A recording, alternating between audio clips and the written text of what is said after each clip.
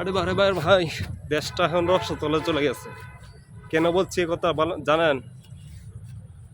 এই দেশের মানুষগুলো সবাই চায় সবার সিংহাসনটা গুছিয়ে নিতে। কেউ চায় না যে সিংহাসন না বসে রাজনীতি করতে। এটাই তার বাস্তব প্রমাণ। গতকাল একটা ভিডিও দেখছি যে ভিপি নূরকে অনেক মারধর করে হসপিটালে আইসিইউতে ভর্তি আছে। এটাই বলতেছি ভাই, দেখেন যারা আজকে প্রতিবাদ করবে, ন্যায়ের পক্ষ হয়ে প্রতিবাদ করবে, তারাই এখন নির্যাতিত। কিন্তু এটা বেশি দিন থাকবে না মনে হয়। আমরা সবাই সোচ্চার হই, ঐক্যবদ্ধ হই। এরকম ঘটনা, ন্যাক্কারজনক ঘটনা, যে ভিপি নূর, আমার মতামতে যে এটা আমি বলতেছি, কেউ অন্যভাবে নেবেন না। ভিপি নূর স্বৈরাচার শাসক থাকালীন অবস্থায় দেখছেনই দেশটা অনেক খারাপের দিকে চলে গেছিল। ভিপি নূর আরও বিএনপির ফখরুল আলমগীর আরও চরমুনাই জামায়াত ইসলামের আমির, সবাই মিলেমিশে কিন্তু অনেক মাঠে নেমে প্রতিবাদের ঝড় কাঁপিয়েছে। অনেক প্রতিবাদ করার পরেও যখন কোনো ফলাফল হচ্ছিল না, তখন একটা ইস্যু দাঁড়ায় যে ছাত্র জনতার একটা কোটা সংস্কার নিয়ে, এটা সবাই জানি, কোটা সংস্কার নিয়ে যে আন্দোলন হয়, এই আন্দোলনের ভিত্তিতে করে ছাত্ররা রাস্তায় নেমে যায়। তারপরে ছাত্রদের উদ্যোগেই কিন্তু সব শ্রেণীর লোক নেমেছে। আমি একটা জিনিস দেখেছি যে ভিপি নূরকে ধরে নেওয়ার পরেও সে যখন হ্যান্ডকাপ লাগানোর পর গাড়িতেও উঠানো হয়েছে, তখন একটা কথা বারবার সে বলেছে যে 90% সরকারের পতন হয়েছে। আমার এই কথাটি এখনও আমার কানে বাজে, এখনও বাজে। 90% সরকার পতন হয়ে গেছে, আপনারা একটু ধাক্কা দেন, তাহলেই সরকার পতন হয়ে যাবে।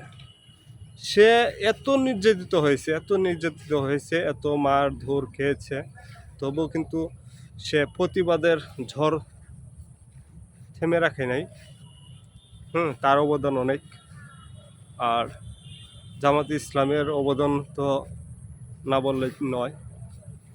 ওরাও অনেক আন্দোলন করেছে, রাস্তায় নেমে অনেক নেতাকর্তারাই খুন হয়েছে। আর বিএনপির ওরাও রাস্তায় নেমেছে, অনেক মারধর, অনেক নির্যাতিত হয়েছে। চরমরাও অনেক আন্দোলন বা সমাবেশের মাধ্যমে তারা লাঠি পিটা সুটা অনেক কিছু তারা হজম করতে হয়েছে। এবং যে শাপলা চত্বরের যে অনেক দিন আগে 15 সালেই হইব, 15 সালে যে শাপলা চত্বরে একটা ভয়াবহ যে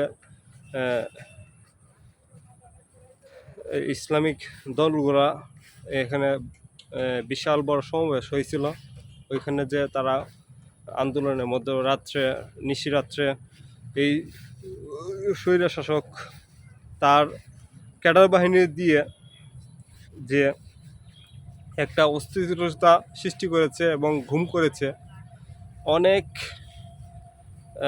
ইসলামিক লোক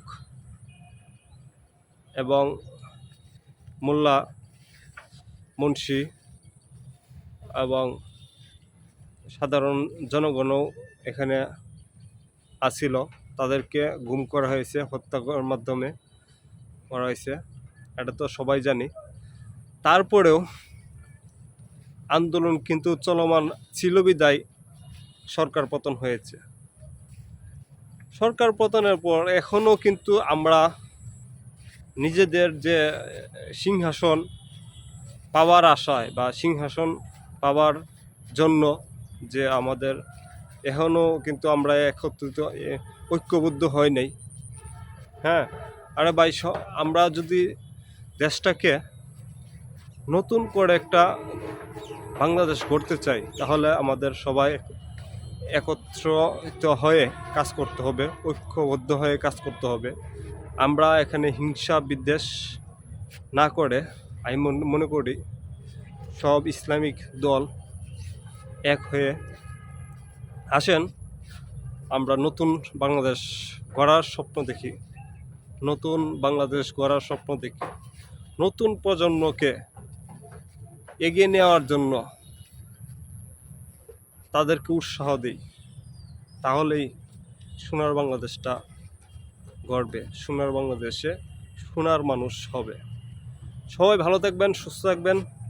আজকের মতো এই ভিডিওটি এখানেই। আল্লাহ হাফেজ, আসসালামু আলাইকুম।